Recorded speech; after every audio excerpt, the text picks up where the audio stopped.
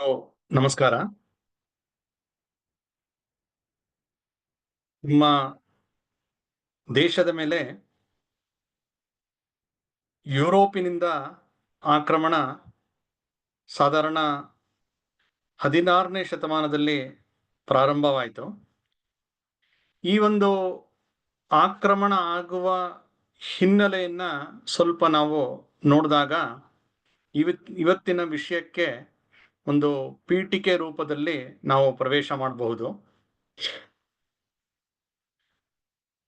ಸಾಧಾರಣ 15ನೇ ಶತಮಾನದ ಸಮಯದಲ್ಲಿ ಯುರೋಪಿನಲ್ಲಿ ಸ್ಥಿತಿ ಹೇಗಿತ್ತು ಅಂತ ನಾವು ನೋಡಿದ್ರೆ, ಎರಡು ದೇಶಗಳು ತುಂಬಾ ಪ್ರಬಲವಾಗಿತ್ತು. ಒಂದು ಸ್ಪೇನ್ ಮತ್ತು ಪೋರ್ಚುಗಲ್. ಆ ಪ್ರದೇಶ ಹೇಗಿತ್ತು ಅಂತ ಹೇಳಿದ್ರೆ, ಕೃಷಿಗೆ ಯೋಗ್ಯವಾದಂತ ಜಾಗ ಇಲ್ಲ, ಹಾಗಾಗಿ ಏನು ಬೆಳೆಯಕ್ಕಾಗಲ್ಲ. ಒಂದು ಆ ಭೂಮಿಯಲ್ಲಿ ಸಿಗ್ತಕ್ಕಂಥ ಖನಿಜಗಳು ಈ ರೀತಿ ಯಾವುದೇ ಒಂದು ಅವ್ರಿಗೆ ಆಧಾರ ಇಲ್ಲ.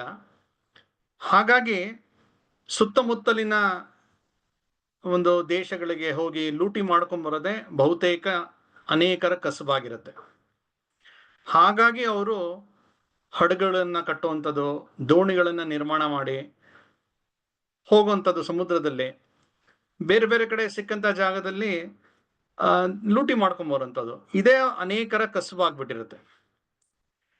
ಮತ್ತೆ ಈ ಎರಡೂ ದೇಶಗಳ ಮಧ್ಯೆ ಆಗಾಗ ಕಚ್ಚಾಟ ನಡೀತಾನೆ ಇರುತ್ತೆ, ಪೋರ್ಚುಗಲ್ ಮತ್ತು ಸ್ಪೇನ್ ಮಧ್ಯ. ಯಾಕೆಂದ್ರೆ ಈ ಲೂಟಿ ಮಾಡಿ ತಂದ ಹಣದ ಹಂಚಿಕೆಗಾಗಿ ಜಗಳ ನಡೀತಾ ಇರುತ್ತೆ. ಈ ರೀತಿ ಒಂದ್ಸಲಿ ಜಗಳ ಪೋಪ್ನ ಬಳಿ ಹೋಗುತ್ತೆ. ನೋಡಿ, ಮಾಡ್ತಾ ಇರೋ ಕೆಲಸ ಅದು ಕಳ್ಳತನ, ದರೋಡೆ. ಅದರ ಒಂದು ಇತ್ಯರ್ಥ ಮಾಡಕ್ಕೆ ಅವರ ಧರ್ಮಗುರು ಪೋಪ್ನ ಬಳಿ ಹೋಗ್ತಾರೆ. ಆಗ ಪೋಪ್ ಏನ್ ಮಾಡ್ತಾರೆ ಅಂದ್ರೆ, ಇವರಿಬ್ರನ್ನ ಸಮಾಧಾನ ಪಡಿಸೋಕ್ಕೋಸ್ಕರ ಒಂದು ಒಂದು ಸೂತ್ರವನ್ನ ಹೇಳ್ತಾರೆ. ಏನಂದ್ರೆ, ನೀವಿಬ್ರು ಜಗಳ ಆಡಬೇಡಿ, ಜಗಳ ಆಡಬಾರ್ದು ಅಂದ್ರೆ ಒಂದು ಮಾರ್ಗ, ನೀವು ಬೇರೆ ಬೇರೆ ಕಡೆ ಲೂಟಿ ಮಾಡಿ ಅಂತ. ಸೊ ಎಲ್ಲಿ ಲೂಟಿ ಮಾಡೋದು? ಸೊ ಹಾಗಾಗಿ ಪೋಪು ಇಡೀ ಭೂಮಿಯನ್ನ ಎರಡು ಭಾಗವಾಗಿ ವಿಂಗಡಣೆ ಮಾಡ್ತಾರೆ. ಅವ್ರು ಯಾರು ವಿಂಗಡಣೆ ಮಾಡಕ್ಕೆ ಇರ್ಲಿ, ಆದ್ರೆ ಮಾಡ್ತಾರೆ. ಇಡೀ ಭೂಮಿಯನ್ನ ಎರಡು ಭಾಗ ಮಾಡಿ, ಒಂದು ಪೂರ್ವ ಒಂದು ಪಶ್ಚಿಮ ಅಂತ ಕರೆದು, ಪೂರ್ವದ ಭಾಗದಲ್ಲಿ ಒಬ್ರು, ಪಶ್ಚಿಮ ಭಾಗದಲ್ಲಿ ಒಂದು ದೇಶ, ನೀವು ಗಮನಿಸ್ಕೊಳ್ಳಿ, ನೀವು ಹೋಗಿ ಜಗಳ ಆಡಬೇಡಿ ಅಂತ ಹೇಳಿ ಅವರು ಒಂದು ಇತ್ಯರ್ಥವನ್ನ ಮಾಡ್ತಾರೆ. ಹಾಗಾಗಿ ಸ್ಪೇನಿಗೆ ಪಶ್ಚಿಮದ ಭಾಗ, ಪೋರ್ಚುಗಲ್ಗೆ ಪೂರ್ವದ ಭಾಗವನ್ನ ಪೋಪ್ ಕೊಟ್ಟ ನಂತರ ಯಥಾ ಪ್ರಕಾರ ಅವರು ಹೊರಡ್ತಾರೆ. ಅವರೆಲ್ಲರಿಗೂ ಒಂದು ದೇಶದ ಬಗ್ಗೆ ಸದಾ ಒಂದು ಆಸೆ ಇರುತ್ತೆ, ಕಣ್ಣಿರುತ್ತೆ, ಅದರ ಬಗ್ಗೆ ಒಂದು ಕುತೂಹಲ ಇರುತ್ತೆ. ಅದ್ಯಾವುದು ಅಂದ್ರೆ ಭಾರತ. ಯಾಕೆಂದ್ರೆ ಆಗಾಗ್ಲೇ ಭಾರತದಿಂದ ಸಾಕಷ್ಟು ವ್ಯಾಪಾರ ವಹಿವಾಟುಗಳು ನಡೀತಾ ಇತ್ತು, ಭಾರತದ ಕುರಿತಾಗಿ ಕೇಳ್ತಾ ಇದ್ರು. ಹಾಗಾಗಿ ಭಾರತಕ್ಕೆ ಹೋಗ್ಬೇಕು ಅಂತ ಹೊರಡ್ತಾರೆ. ಇಬ್ರಿಗೂ ಗೊತ್ತಿಲ್ಲ ಎಲ್ಲಿದೆ ಅಂತ. ಸ್ಪೇನಿನಿಂದ ಪಶ್ಚಿಮದ ದಿಕ್ಕಿಗೆ ಕೊಲಂಬಸ್ ಹೊರಡ್ತಾನೆ, ಪೋರ್ಚುಗಲ್ನಿಂದ ಪೂರ್ವದ ದಿಕ್ಕಿಗೆ ವಾಸ್ಕೋ ಡ ಗಾಮ ಹೊರಡ್ತಾನೆ. ಹೀಗೆ ಎರಡು ವಿರುದ್ಧ ದಿಕ್ಕಿನಲ್ಲಿ ಎರಡು ದೇಶಗಳ ಒಂದು ಪ್ರತಿನಿಧಿ ರೂಪದಲ್ಲಿ ದರೋಡೆಕೋರರು ಹೊರಡ್ತಾರೆ. ಕೊಲಂಬಸ್ ಹೋಗ್ತಾನೆ, ಅವನು ಹೋಗ್ತಾ ಹೋಗ್ತಾ ಅವನು ಇವತ್ತಿನ ಅಮೆರಿಕಾ ಖಂಡದ ಒಂದು ಪ್ರದೇಶಕ್ಕೆ ತಲುಪ್ತಾನೆ. ಬಹಾಮಾಸ್ ಅಂತ ಕರೀತಾರೆ, ಕ್ಯಾರಿಬಿಯನ್ ಕಂಟ್ರೀಸ್ ಅಂತ ಏನ್ ಕರೀತಾರೆ, ಅಲ್ಲಿ ತಲುಪ್ತಾನೆ. ಅವನ್ಗೆ ಅಲ್ಲಿದ್ದಂತ ಜನ ಕಪ್ಪಗಿರ್ತಾರೆ ನೋಡಿ, ಇದೇ ಭಾರತ ಇರ್ಬೋದು ಅಂತ ಅನ್ಕೊಂಡ್ಬಿಡ್ತಾನೆ. ತುಂಬಾ ಖುಷಿ ಆಗ್ಬಿಡುತ್ತೆ. ಆಮೇಲೆ ಗೊತ್ತಾಗುತ್ತೆ ಅದು ಅಮೆರಿಕ ಅಂತ. ಮುಂದೆ ಅಲ್ಲಾಗಿದ್ದೇ ಒಂದು ದೊಡ್ಡ ಇತಿಹಾಸ ಇದೆ. ಕೊಲಂಬಸ್ ಆ ನೆಲಕ್ಕೆ ಕಾಲಿಡಕ್ ಮುಂಚೆ ಅಲ್ಲಿ ಮಾಯಾ ಸಿವಿಲೈಸೇಷನ್, ಇನ್ಕಾ ಸಿವಿಲೈಸೇಷನ್, ಅಜ್ಟೆಕ್, ಈ ರೀತಿಯೆಲ್ಲ ಅನೇಕ ಸಂಸ್ಕೃತಿ ನಾಗರಿಕತೆಗಳಿತ್ತು. ಈ ಕೊಲಂಬಸ್ನ ಒಂದು ಪ್ರವೇಶದ ನಂತರ ಆ ಮುಗ್ಧ ಜನರ ನರಮೇಧ ಮಾಡ್ತಾರೆ. ಇವ್ರಿಗೆ ಗುರಿ ಇದ್ದಿದ್ದೆ ಹೋದ ಕಡೆಯಲ್ಲಿ ಅಲ್ಲಿರ್ತಕ್ಕಂಥ ಚಿನ್ನವನ್ನ ದೋಚ್ಕೊಂಡ್ ಬರ್ಬೇಕು ಅಂತ. ಚಿನ್ನವನ್ನ ದೋಚ್ತಾರೆ, ಅಲ್ಲಿದ್ದ ಜನರನ್ನ ಹತ್ಯೆ ಮಾಡ್ತಾರೆ. ಜೊತೆಗೆ ಆ ಯಾರು ಸಿಕ್ಕಾಕೊಳ್ತಾರೆ ಅಂತ ಜನರನ್ನ ಸ್ಲೇವ್ಸ್ ಆಗಿ ತಮ್ಮ ದೇಶಕ್ಕೆ ತಗೊಂಡ್ಬರ್ತಾರೆ. ಈ ರೀತಿ ಒಂದರಿಂದ ಒಂದು ಹೋದಂತಹ ದಾಳಿಗಳು ಆ ಇಡೀ ಅಮೆರಿಕಾ ಖಂಡದ ಚಿತ್ರಣವನ್ನೇ ಬದಲಾಯಿಸ್ಬಿಡ್ತು. ಇವತ್ತು ಅಮೆರಿಕಾದಲ್ಲಿ ಸ್ಪೇನು, ಡಚ್ಚು, ಜರ್ಮನಿ ಅಥವಾ ಬ್ರಿಟನ್ನಿಂದ ಹೋದಂಥವರೇ ಇರುವಂಥದ್ದು. ಅಲ್ಲಿನ ಮೂಲ ನಿವಾಸಿಗಳು ಅಲ್ಪಸಂಖ್ಯಾತರಾಗ್ಬಿಟ್ಟಿದ್ದಾರೆ. ಒಂದು 5 ಶತಮಾನಗಳಲ್ಲಿ ಆ ಆ ಪ್ರದೇಶದಲ್ಲಿದ್ದಂತಹ ಜನ 10 ಕೋಟಿ ಇದ್ರು ಕೊಲಂಬಸ್ ಕಾಲಿಡಕ್ ಮುಂಚೆ. ಈಗ ಅವರ ಜನಸಂಖ್ಯೆ ಸುಮಾರು ಒಂದು 65,000ಕ್ಕೆ ಇಳಿದಿದೆ. ಈ ರೀತಿ ನರಮೇಧವನ್ನ ಮಾಡ್ತಾರೆ ಯುರೋಪ್ನಿಂದ ಹೊರಟಂತವ್ರು. ಈ ದಿಕ್ಕಿಗೆ ಅಂದ್ರೆ ಪೂರ್ವದ ದಿಕ್ಕಿಗೆ ವಾಸ್ಕೋಡ ಗಾಮ ಬರ್ತಾನೆ. ನಮ್ಗೆಲ್ಲ ನಮ್ಮ ಪುಸ್ತಕದಲ್ಲಿ, ಪಠ್ಯ ಪುಸ್ತಕದಲ್ಲಿ ಏನ್ ಹೇಳಿದ್ದಾರೆ ಅಂದ್ರೆ, ವಾಸ್ಕೋಡ ಗಾಮ ಅಂದ್ರೆ ಯಾರೋ ದೊಡ್ಡ ಮಹಾಪುರುಷ, ಅವನು ಭಾರತವನ್ನ ಕಂಡಿಡಿದ. ಅಥವಾ ಸ್ವಲ್ಪ ಅದನ್ನ ರಿಫೈನ್ ಮಾಡಿದ್ರು ಆಮೇಲೆ. ಏನಂದ್ರೆ, ಭಾರತಕ್ಕೆ ಒಂದು ಸಮುದ್ರ ಮಾರ್ಗವನ್ನು ಕಂಡಿಡಿದಂತಹ ಮಹಾಪುರುಷ ವಾಸ್ಕೋಡ ಗಾಮ ಅಂತ. ಆದ್ರೆ ಭಾರತದ ಒಬ್ಬ ದೊಡ್ಡ ಇತಿಹಾಸಕಾರ, ಸಂಶೋಧಕ ಡಾಕ್ಟರ್ ವಿಷ್ಣು ಶ್ರೀಧರ ವಾಕಣ್ಕರ್ ಅನ್ನೋರು, ಉಜ್ಜಯಿನಿನ ಒಂದು ಹಿಸ್ಟ್ರಿ ಪ್ರೊಫೆಸರ್, ಅವರು ಯುರೋಪ್ಗೆ ಪ್ರವಾಸ ಹೋದಾಗ ಅಲ್ಲಿನ ಮ್ಯೂಸಿಯಂನಲ್ಲಿ ವಾಸ್ಕೋಡ ಗಾಮ ಸಂಬಂಧಪಟ್ಟಂತ ದಾಖಲೆಗಳು, ಅವನ ಡೈರಿಗಳೆಲ್ಲ ಸಿಗತ್ತೆ. ಅದನ್ನ ತೆಗೆದು ಓದಿದಾಗ ಈ ಬಾಪು ವಾಕಣ್ಕರ್ ಅವ್ರಿಗೆ ಒಂದು ಮುಚ್ಚಿಟ್ಟಂತ ಸತ್ಯ ಗೊತ್ತಾಗತ್ತೆ. ಅಲ್ಲಲ್ಲಿ ಬರೀತಾರೆ, ಆ ವಾಸ್ಕೋಡ ಗಾಮ ಅವನು ಪೂರ್ವದ ದಿಕ್ಕಿಗೆ ಹೊರಡ್ತಾನೆ. ಅಂದ್ರೆ ಯುರೋಪಿನಿಂದ ಕೆಳಕ್ಕೆ ದಕ್ಷಿಣಕ್ಕೆ ಬರ್ತಾನೆ. ಆಫ್ರಿಕಾದ ತುತ್ತ ತುದಿ, ಕೇಪ್ ಆಫ್ ಗುಡ್ ಹೋಪ್ ಅಂತ ಕರೀತಾರೆ, ಅಲ್ಲಿ ತನಕ ಈಗಾಗ್ಲೇ ಸಮುದ್ರ ಮಾರ್ಗ ಕಂಡುಹಿಡಿದಿರ್ತಾರೆ. ಯಾಕಂದ್ರೆ ಓಡಾಡ್ತಾ ಇರ್ತಾರೆ ಯುರೋಪ್ನಿಂದ. ಹಾಗಾಗಿ ಪೋರ್ಚುಗಲ್ನಿಂದ ಹೊರಟಂತಹ ವಾಸ್ಕೋಡ ಗಾಮ ಆ ಕೇಪ್ ಆಫ್ ಗುಡ್ ಹೋಪ್ ತನಕ ಈಗಾಗಲೇ ಇದ್ದಂತ ಸಮುದ್ರ ಮಾರ್ಗದ ಮೂಲಕ ಬರ್ತಾನೆ ಅಲ್ಲಿ. ಅಲ್ಲಿಂದ ಮುಂದೆ ಹೋಗಕ್ಕೆ ಅವನ್ಗೆ ಗೊತ್ತಿರಲ್ಲ. ಅಲ್ಲಿ ಕೇಪ್ ಆಫ್ ಗುಡ್ ಹೋಪ್ ನಲ್ಲಿ ಅವನು ಹೀಗೆ ಸುತ್ತಾಡ್ತಾ ಇರ್ತಾನೆ. ಅದೊಂದು ಹೇಗೆ ನಮ್ಮ ಭಾರತದಲ್ಲಿ ಕನ್ಯಾಕುಮಾರಿ ಇದೆ, ಆ ರೀತಿಯ ಒಂದು ಭೂಭಾಗ, ಆಫ್ರಿಕಾದ ತುತ್ತ ತುದಿ ಇರ್ತಕ್ಕಂಥ ಒಂದು ಜಾಗ.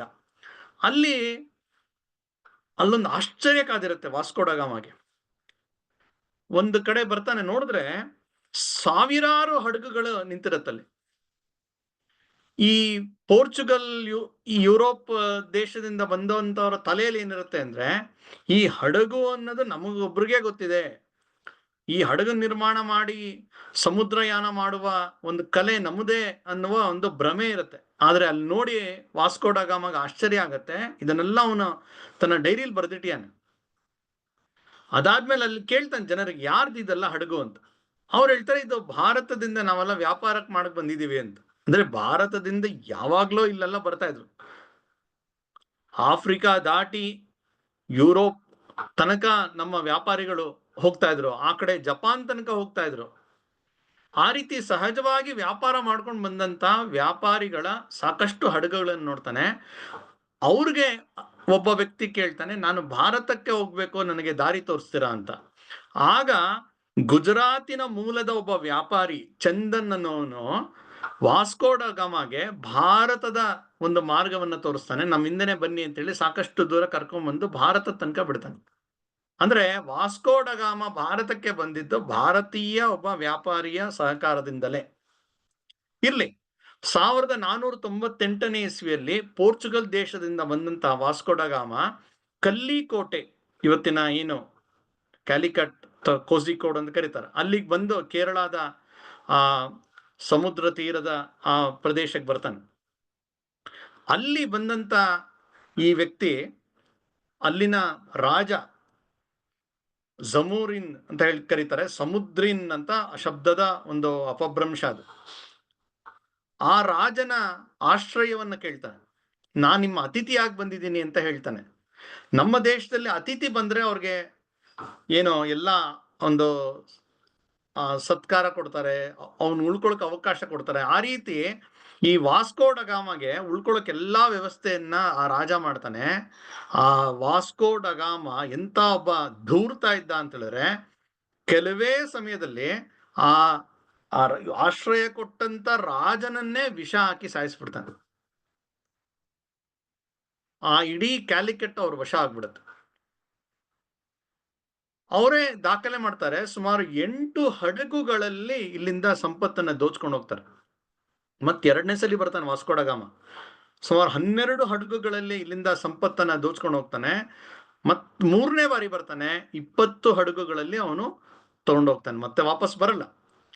ಅಲ್ಲಿ ಅವ್ರಿಗೆ ಲೂಟಿ ಮಾಡಕ್ಕೆ ಹೊರಟಾಗ ಆ ಪೋಪ್ ಹೇಳಿರ್ತಾರೆ, ನೀವು ಹೋಗ್ಬೋದು, ಸಂಪತ್ತನ್ನ ತರಬಹುದು, ಒಂದು ಆ ಪ್ರದೇಶಕ್ಕೆ ನಿಮ್ಮನ್ನೇ ಪ್ರಮುಖರಂತ ಮಾಡ್ತೀವಿ, ಜೊತೆಗೆ ಆ ತಂದಂತ ಸಂಪತ್ತಲ್ಲಿ ಅರ್ಧ ಸಂಪತ್ತು ನಿಮ್ಗೆ ಕೊಡ್ತೀವಿ ಅಂತ ಅವರು ಹೇಳಿರ್ತಾರೆ. ಅದೇ ರೀತಿ ಇವರು ಹೋಗಿ ತಮ್ಮ ದೇಶವನ್ನ ಶ್ರೀಮಂತ ಮಾಡ್ತಾ ಹೋಗ್ತಾರೆ. ನೋಡ್ತಾ ನೋಡ್ತಾ ಈ ಪೋರ್ಚುಗೀಸರು ಭಾರತದ ಈ ಪಶ್ಚಿಮ ಕರಾವಳಿ ಏನಿದೆ, ಇವತ್ತಿನ ಕೇರಳ, ಕರ್ನಾಟಕದ ಕೆಲವು ಭಾಗ, ಗೋವಾ, ಮಹಾರಾಷ್ಟ್ರ, ಗುಜರಾತ್ ತನಕ ಈ ಪ್ರದೇಶವನ್ನ ಅವರು ಈ ರೀತಿ ತಂತ್ರ ಕುತಂತ್ರಗಳಿಂದ ಗೆಲ್ತಾ ಹೋಗ್ತಾರೆ. ಗುಜರಾತ್, ದಿಯು ದಾಮನ್, ಅದಾದ್ಮೇಲೆ ನಮ್ಮ ಸೂರತ್ ಕಡೆ, ಅದಾದ್ಮೇಲೆ ಮುಂಬೈ, ವಸೈ, ಗೋವಾ, ಕರ್ನಾಟಕದ ಎಲ್ಲ ಈ ಕರಾವಳಿ ಪ್ರದೇಶ ಎಲ್ಲ ಕಡೆ ಅವರು ತಮ್ಮ ಆಧಿಪತ್ಯವನ್ನ ಸಾಧಿಸ್ತಾ ಹೋಗ್ತಾರೆ. 1505ನೇ ಇಸ್ವಿಯಲ್ಲಿ ಅವರು ಕೊಚ್ಚಿಯನ್ನು ಗೆಲ್ತಾರೆ. 1510ನೇ ಇಸ್ವಿಯಲ್ಲಿ ಗೋವಾನ್ನ ವಶಪಡಿಸ್ಕೊಳ್ತಾರೆ. ಹೀಗೆ ಇಡೀ ಆ ಕರಾವಳಿ ಪ್ರದೇಶ ಪೋರ್ಚುಗೀಸರ ವಶ ಆಗ್ಬಿಡುತ್ತೆ. ವ್ಯಾಪಾರ ಮಾಡಕ್ ಬಂದ್ರು, ಅಧಿಕಾರ ಮಾಡ್ತಾ ಇದ್ದಾರೆ. ಅಷ್ಟೇ ಅಲ್ಲ, ಅವರ ನಿಜವಾದಂತಹ ರೂಪ ಆಗ ತೆರ್ಕೊಳ್ತಾ ಹೋಗುತ್ತೆ. 1540ನೇ ಇಸ್ವಿ ನಂತರ ಗೋವಾ ಕೇಂದ್ರ ಇಟ್ಕೊಂಡು ಅವರ ಪ್ರದೇಶದಲ್ಲಿ ಅವರು ಇನ್ಕ್ವಿಸಿಷನ್ ಅಂದ್ರೆ ಕ್ರಿಶ್ಚಿಯನ್ ಮತಾಂತರದ ಒಂದು ಜಾಲವನ್ನು ಹರಡ್ತಾ ಹೋಗ್ತಾರೆ. ಇನ್ಕ್ವಿಸಿಷನ್ ಅಂತ ಹೇಳಿದ್ರೆ ಆ ವ್ಯಾಟಿಕನ್ ನಿಂದ ಅವ್ರಿಗೆ ಬಂದಿದೆ ಒಂದು ಆರ್ಡರ್, ಏನಂದ್ರೆ ಇದೆಲ್ಲ ಕ್ರಿಶ್ಚಿಯನ್ರಿಗೆ ಸೇರಿದ್ದು, ಅದು ಬಿಟ್ಟು ಬೇರೆಯವರು ಯಾರಿದ್ದಾರೆ ಅವರೆಲ್ಲರಿಗೂ ಯಾವುದೇ ರೀತಿ ಶಿಕ್ಷೆ ಕೊಡ್ಬೋದು, ನಿರ್ಬಂಧನೆಗಳನ್ನು ಹಾಕ್ಬೋದು ಅನ್ನುವ ಒಂದು ಪ್ರಯತ್ನ. ಹಾಗಾಗಿ ಗೋವಾದಲ್ಲಿ ಅತ್ಯಧಿಕ ಪ್ರಮಾಣದ ಹಿಂಸಾಚಾರ ನಡೆಯುತ್ತೆ. ಆ ಹಿಂಸಾಚಾರದ್ದೇ ಒಂದು ದೊಡ್ಡ ಇತಿಹಾಸ ಇದೆ.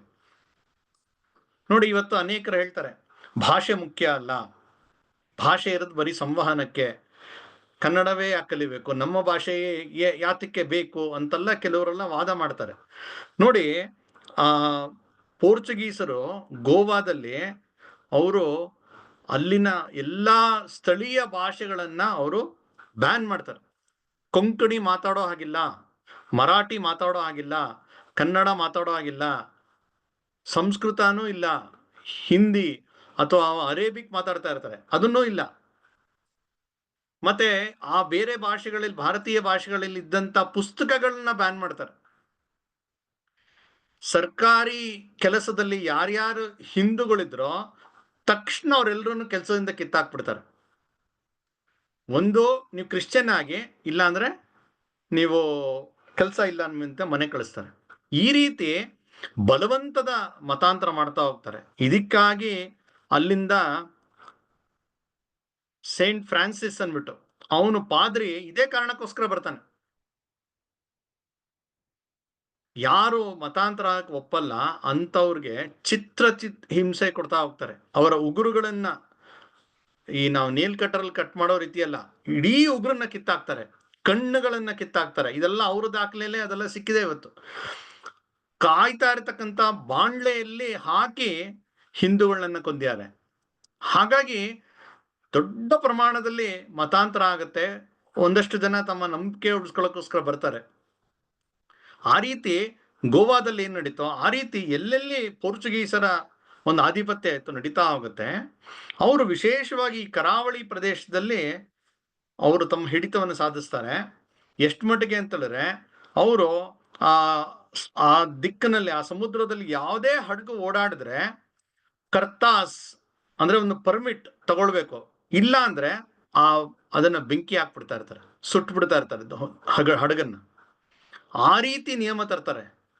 ನೋಡ್ತಾ ನೋಡ್ತಾ ಅಲ್ಲಿದ್ದಂತ ನಮ್ಮೆಲ್ಲ ವ್ಯಾಪಾರಿಗಳಿಗೆ ಬಹಳ ದೊಡ್ಡ ಹೊಡೆತ ಬರ್ತಾ ಹೋಗುತ್ತೆ. ಯಾಕಂದ್ರೆ ಈ ಪೋರ್ಚುಗೀಸರು ಈ ರೀತಿ ನಿಯಮವನ್ನು ತರ್ತಾ ಭಾರತೀಯ ಮೂಲದ ವ್ಯಾಪಾರಕ್ಕೆ ಧಕ್ಕೆ ತರದ ಜೊತೆಗೆ ಇಲ್ಲಿದ್ದಂತ ಸಣ್ಣ ಸಣ್ಣ ಸಂಸ್ಥಾನಗಳೇನಿತ್ತೋ ಅದನ್ನೆಲ್ಲ ವಶಪಡಿಸ್ಕೊಳ್ತಾ ಹೋಗ್ತಾರೆ. ಈ ಸಮಯದಲ್ಲಿ ಅನೇಕ ಭಾರತೀಯ ಈ ಸಂಸ್ಥಾನಗಳು ಇದು ಸಿಡಿದೇಳುತ್ತೆ. ಒಂದು ಇವತ್ತಿನ ಏನು ಜೋಗ್ ಫಾಲ್ಸ್ ಇದೆ, ಗೇರುಸೊಪ್ಪ, ಅಲ್ಲಿ ಕೇಂದ್ರವಾಗಿದ್ದಂತಹ ಚೆನ್ನಭೈರಾದೇವಿ, ಆಕೆ ಪೋರ್ಚುಗೀಸರ ವಿರುದ್ಧ ಹೋರಾಟ ಮಾಡ್ತಾಳೆ. ಕೇರಳದ ರಾಜರು ಅಲ್ಲಿ ಹೋರಾಟ ಮಾಡ್ತಾರೆ. ಅದೇ ರೀತಿ ಹೋರಾಟ ಮಾಡಿದಂಥ ಕರ್ನಾಟಕದ ಮತ್ತೊಬ್ಬ ಧೀರ ಮಹಿಳೆ ಅಂತೇಳಿದ್ರೆ ರಾಣಿ ಅಬ್ಬಕ್ಕಾದೇವಿ. ಅವಳು ಮಂಗಳೂರಿನ ಅಲ್ಲಿ ಅವಳ ಜನನ. ಚಿಕ್ಕ ವಯಸ್ಸಿನಲ್ಲೇ ತಂದೆ ತಾಯಿ ಇಬ್ಬರನ್ನೂ ಕಳ್ಕೊಂಡಿರ್ತಾಳೆ. ಹಾಗಾಗಿ ಆಕೆಯ ಸೋದರ ಮಾವ ತಿರುಮಲರಾಯ ಆತ ಆಕೆಯನ್ನ ಬೆಳೆಸ್ತಾನೆ. ಅವನು ಅಬ್ಬಕ್ಕನ ಮಗಳಂತೆ ಅಲ್ಲ, ಮಗನಂತೆ ಬೆಳೆಸ್ತಾನೆ. ಅಂದ್ರೆ ಅವನ ಗಂಡು ಮಗನಿಗೆ ಬೇಕಾದಂತ ಯಾವ್ಯಾವ ಒಂದು ಶಿಕ್ಷಣ ಬೇಕೋ ಅದೆಲ್ಲವನ್ನು ರಾಣಿ ಅಬ್ಬಕ್ಕಾಗಿ ಕೊಡ್ತಾ ಹೋಗ್ತಾನೆ. ಅಬ್ಬಕ್ಕ ಚಿಕ್ಕ ವಯಸ್ಸಿನಿಂದನೇ ಕುದುರೆ ಸವಾರಿ, ಕತ್ತಿ ವರ್ಸೆ, ಅದಾದ್ಮೇಲೆ ಯುದ್ಧದ ಬೇರೆ ಬೇರೆ ಕಲೆಗಳು, ಮುಷ್ಟಿ ಯುದ್ಧ ಎಲ್ಲವನ್ನು ಕಲಿತಾ ಹೋಗ್ತಾಳೆ. ಜೊತೆಗೆ ಗುರುಗಳನ್ನ ನೇಮಕ ಮಾಡಿ ಶಾಸ್ತ್ರವನ್ನು ಕಲಿಸ್ತಾರೆ. ಅಂದ್ರೆ ಒಂದ್ ಕಡೆ ಶಸ್ತ್ರ, ಇನ್ನೊಂದ್ ಕಡೆ ಶಾಸ್ತ್ರ. ಜ್ಞಾನಿಯೂ ಆಗ್ಬೇಕು, ಹೋರಾಟಕ್ಕೂ ಸಿದ್ಧ ಆಗ್ಬೇಕು. ಆ ರೀತಿ ಆಕೆಯನ್ನ ಬಾಲ್ಯದಿಂದನೇ ಆಕೆಯ ಸೋದರ ಮಾವ ಬೆಳೆಸ್ತಾ ಹೋಗ್ತಾನೆ. ಆಕೆ ಪ್ರತಿಯೊಂದರಲ್ಲೂ ಆಸಕ್ತಿ ವಹಿಸಿ ಕಲಿತಾ ಹೋಗ್ತಾಳೆ. ಕಲೆಯಲ್ಲಿ ಆಸಕ್ತಿ ವಹಿಸಿ ಕಲೆಯನ್ನ ಕಲಿತಾಳೆ. ಚಿಕ್ಕ ವಯಸ್ಸಿನಲ್ಲಿ ಈ ರೀತಿಯ ಒಂದು ಉತ್ತಮ ಶಿಕ್ಷಣ ಸಿಕ್ಕಿದ್ರಿಂದ, ಒಳ್ಳೆ ಸಂಸ್ಕಾರ ಸಿಕ್ಕಿದ್ರಿಂದ, ಒಳ್ಳೆಯ ಒಂದು ರೀತಿಯ ಎಕ್ಸ್ಪೋಜರ್ ಸಿಕ್ಕಿದ್ರಿಂದ ಆಕೆಗೆ ಸುತ್ತಮುತ್ತ ನಡೀತಾ ಇರತಕ್ಕಂಥ ಆಗು ಹೋಗಿನ ಬಗ್ಗೆ ಸಾಕಷ್ಟು ಪ್ರಶ್ನೆಗಳು ಹೇಳ್ತಾ ಹೋಗುತ್ತೆ. ಇದ್ಯಾಕೆ ಅಂತ. ಇನ್ನು ಒಂದು 16-17 ವರ್ಷದ ಯುವತಿ ಒಂದ್ ದಿವಸ ಬಂದು ಆಕೆ ತನ್ನ ಸೋದರ ಮಾವನಿಗೆ ಪ್ರಶ್ನೆ ಕೇಳ್ತಾಳೆ, ನಾವ್ ಯಾಕೆ ಈ ತರ ಇದ್ದೀವಿ, ನಮ್ ದೇಶ ಯಾಕೆ ಈ ತರ ಇದೆ, ಯಾವುದೋ ಪರಕೀಯರು ಅವ್ರಿಗೆ ಯಾಕೆ ನಾವು ತಲೆ ಬಾಗ್ತಾ ಇದ್ದೀವಿ, ಅವ್ರಿಗೆ ಯಾಕೆ ನಮ್ಮ ಜನ ಹೆದರಿ ಅವ್ರಿಗೆ ಕಪ್ಪ ಕೊಡ್ತಾ ಇದ್ದಾರೆ, ಏನಾಗಿದೆ ನಮ್ಮ ದೇಶಕ್ಕೆ, ಈ ರೀತಿ ಆಯ್ತು ಅಂದ್ರೆ ನಮ್ಮ ದೇಶ ಅಧೋಗತಿಗೆ ಹೋಗುತ್ತೆ ಅಂತ ಹೇಳ್ತಾಳೆ. ಎಷ್ಟು ಚಿಕ್ಕ ವಯಸ್ಸಿನಲ್ಲೇ ಎಷ್ಟು ಪ್ರಬುದ್ಧತೆಯನ್ನ ನೋಡಿ ಆಕೆಯ ಸೋದರ ಮಾವನಿಗೆ ತುಂಬಾ ಹೆಮ್ಮೆ ಅಂತ ಅನ್ಸುತ್ತೆ. ಯಾಕೆಂದ್ರೆ ಕೆಲವರು 60 ವರ್ಷ ಆದ್ರೂ ಈ ರೀತಿ ಬುದ್ಧಿ ಬಂದಿರಲ್ಲ. 16-17 ವರ್ಷಕ್ಕೆ ಈ ರೀತಿಯ ಒಂದು ತಿಳುವಳಿಕೆಯನ್ನ ಕಂಡು ಖುಷಿ ಆಗತ್ತೆ. ಅವರು ಬಿಡಲ್ಲ, ಸುಮ್ಮನೆ ವಾಪಸ್ ಪ್ರಶ್ನೆ ಮಾಡ್ತಾರೆ, ಏನ್ ಮಾಡ್ಬೇಕಾಗದ್ರೆ ಅಂತ. ಇಲ್ಲ, ನಾವೆಲ್ಲ ಒಟ್ಟಾಗಿ ಈ ಪರಕೀಯ ಶತ್ರುಗಳನ್ನ ಸದೆ ಬಡಿಬೇಕು ಅಂತ ಹೇಳ್ತಾಳೆ. ಆಗ ಇವನು ಹೇಳ್ತಾನೆ, ಇಲ್ಲ, ನಮ್ಮ ಇಲ್ಲಿ ಏನು ಸಣ್ಣ ಸಣ್ಣ ಸಂಸ್ಥಾನ ಇದೆ, ಪರಸ್ಪರ ಒಂದು ವೈಮನಸ್ಯ ಇದೆ, ಏನೋ ಒಂದು ಮತಭೇದಗಳಿದೆ, ಕೆಲವ್ರಿಗೆ ಒಬ್ರಿಗೊಬ್ರು ಆಗಲ್ಲ, ಈ ರೀತಿ ಎಲ್ಲ ಇದೆಯಲ್ಲ ಅಂತ. ಆಗ ಅಬ್ಬಕ್ಕ ಹೇಳ್ತಾಳೆ, ಇರಬಹುದು, ಯಾಕೆಂದ್ರೆ ಎಲ್ಲವೂ ಏನೋ ಎಲ್ರೂ ಯೋಚನೆಯನ್ನು ಒಂದೇ ರೀತಿ ಇರಲ್ಲ, ಮತಭೇದ ಇದ್ದೇ ಇರತ್ತೆ, ಏನೋ ಒಂದು ಅಭಿಪ್ರಾಯ ಭೇದಗಳಿರುತ್ತೆ, ಅಥವಾ ಒಬ್ರಿಗೊಬ್ರು ಹೊಂದಾಣಿಕೆ ಆಗಲ್ಲ, ಇದು ಇರುತ್ತೆ, ಇದಿರ್ಲಿ. ಆದರೆ ನಮ್ಮೆಲ್ಲರಿಗೂ ಸಮಾನವಾದಂತ ಒಬ್ಬ ಶತ್ರು ಬಂದ ಅಂದ್ರೆ ನಾವೆಲ್ಲ ಒಂದಾಗ್ಲೇಬೇಕು. ನೋಡಿ, ಎಂತ ಒಂದು ಅದ್ಭುತ ಮಾತು. ಇದೇ ಒಂದು ಸಂದರ್ಭ ಮಹಾಭಾರತದಲ್ಲಿ ಬರುತ್ತೆ. ಮಹಾಭಾರತದಲ್ಲಿ ನಮ್ಗೆ ಗೊತ್ತಿದೆ, ಪಾಂಡವರು 5 ಜನ, ಕೌರವರು 100 ಜನ ಇರ್ತಾರೆ. ಬಾಲ್ಯದಿಂದಲೇ ಪಾಂಡವರು ಮತ್ತು ಕೌರವರ ಮಧ್ಯೆ ಜಟಾಪಟಿ ನಡೀತಾನೆ ಇರುತ್ತೆ. ಅದು ಕುರುಕ್ಷೇತ್ರ ಯುದ್ಧದಲ್ಲೇ ಅದು ಮುಗಿಯೋದು, ನಮ್ಗೆ ಗೊತ್ತಿದೆ. ಆದ್ರೆ ಒಂದು ಸಂದರ್ಭದಲ್ಲಿ ಈ ತರ ಹೊರಗಿನ ಶತ್ರು ಅನ್ನುವ ಬಂದಿದ್ದಾರೆ ಎನ್ನುವ ಸಂದರ್ಭ ಬಂದಾಗ ಧರ್ಮರಾಯ ಹೇಳ್ತಾನೆ, ನಾವು 5 ಜನ ಪಾಂಡವರು, 100 ಜನ ಕೌರವರು ಇದ್ದಾರೆ ಸರಿ, ಆದ್ರೆ ಯಾರಾದ್ರೂ ನಮ್ಗೆ ಹೊರಗಡೆಯಿಂದ ಶತ್ರು ಬಂದಿದ್ದಾರೆ ಅಂತ ಹೇಳಿದ್ರೆ ನಾವು 5 ಜನ ಅಲ್ಲ, ನಾವು 105 ಜನ. ಅವನು ಹೇಳಿದಂತ ಆ ಮಾತು ಇವತ್ತಿಗೂ ತುಂಬಾ ಪ್ರಸಿದ್ಧ. ಧರ್ಮರಾಯ ಹೇಳ್ತಾನೆ, ವಯಂ ಪಂಚಾಧಿಕಂ ಶತಂ. ಶತ ಅಂದ್ರೆ 100, ಪಂಚ ಅಂದ್ರೆ 5, ನಾವು 105 ಜನ ಅಂತ. ಅಂದ್ರೆ ಈ ಒಂದು ವಿಚಾರ ಹಬ್ಬಕ್ಕಾಗೆ ಆ ವಯಸ್ಸಿನಲ್ಲೇ ಅನ್ಸುತ್ತೆ. ಮುಂದೆ ಆಕೆಗೆ ಮದುವೆ ವಯಸ್ಸು ಬಂದಾಗ ಮಂಗಳೂರಿನ ಒಬ್ಬ ಅರಸ, ಲಕ್ಷ್ಮಪ್ಪ ಅರಸ ಅಂತ ಹೇಳಿ, ಅವನೊಬ್ಬ ಯೋಗ್ಯವಾದಂತಹ ವ್ಯಕ್ತಿಯ ಜೊತೆ ಈಕೆ ಕೊಟ್ಟು ಮದುವೆ ಆಗತ್ತೆ. ಅಲ್ಲಿ ಒಂದು ಸಂಪ್ರದಾಯ ಅಂತ ಹೇಳಿದ್ರೆ ಹೆಣ್ಣಿಂದ ಹೆಣ್ಣಿಗೆ ಹೋಗ್ತಕ್ಕಂಥ ಒಂದು ರೀತಿಯ ವಿಶಿಷ್ಟವಾದಂತಹ ಸಂಪ್ರದಾಯ. ಅಂದ್ರೆ ಇಲ್ಲಿ ಹೇಗೆ ಗಂಡಿಂದ ಅವ್ರ ಮಗ ಆ ರೀತಿಯ ಒಂದು ಆಸ್ತಿ ಮುಂದುವರಿಯುತ್ತೆ ಅಥವಾ ರಾಜಮನೆತನ ಮುಂದುವರಿಯುತ್ತೆ, ಆ ರೀತಿಯಲ್ಲಿ ಹೆಣ್ಣಿಂದ ಹೆಣ್ಣಿಗೆ ಹೋಗ್ತಕ್ಕಂಥ ಒಂದು ಪದ್ಧತಿ. ಹಾಗಾಗಿ ಅವನು ರಾಜ ಹಬ್ಬಕ್ಕನ್ನು ರಾಣಿಯಾಗಿ ಪಟ್ಟಾಭಿಷೇಕ ಮಾಡ್ತಾರೆ. ಅಲ್ಲೇ ಮಂಗಳೂರು ಪಕ್ಕದ ಉಳ್ಳಾಳದ ರಾಣಿಯಾಗಿ ಅವಳನ್ನ ಪಟ್ಟಾಭಿಷೇಕ ಮಾಡ್ತಾರೆ. ಇವಳು ತುಂಬಾ ಸಮರ್ಥಳು, ಸೈನಿಕ ಶಿಕ್ಷಣ ಆಗಿದೆ, ಅನೇಕ ರಾಜ್ಯಭಾರಕ್ಕೆ ಬೇಕಾದಂತಹ ಒಂದು ಜ್ಞಾನ ಇದೆ, ತಿಳುವಳಿಕೆ ಇದೆ. ಹಾಗಾಗಿ ತನ್ನ ಗಂಡನ ಜೊತೆಯಾಗಿ ನಿಂತು ಆಡಳಿತದಲ್ಲಿ ಅವಳು ಕೂಡ ಒಂದು ಸಕ್ರಿಯ ಪಾತ್ರವನ್ನ ವಹಿಸ್ತಾಳೆ. ಹಾಗಾಗಿ ಆ ಮಂಗಳೂರು ಉಳ್ಳಾಳಗಳಲ್ಲಿ ಇವರ ಒಂದು ಆಡಳಿತದ ಛಾಯೆ ತುಂಬಾ ಸುತ್ತಮುತ್ತಲ ಎಲ್ಲ ಕಡೆ ಪ್ರಸಿದ್ಧ ಆಗ್ತಾ ಹೋಗುತ್ತೆ. ಆ ಸಮಯದಲ್ಲಿ ಇವಳು